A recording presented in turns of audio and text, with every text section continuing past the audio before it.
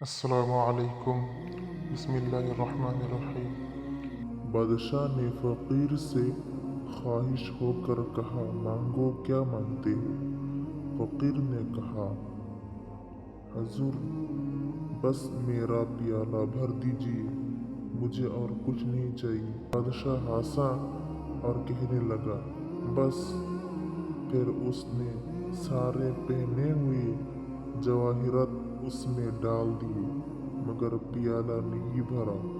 بادشاہ حیران ہوا، مگر یہ اس کی عزت کا معاملہ تھا۔ اس نے وزیروں کو حکم دیا۔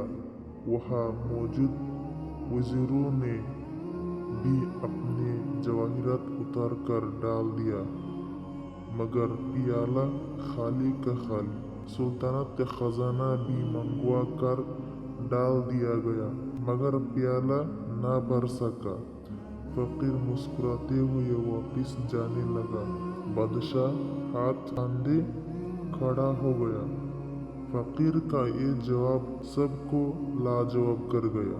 حضور، یہ خواہشات کا پیالہ ہے، اسے قبر کی مٹی کے سوا کوئی چیز نہیں بھر سکتی ہے۔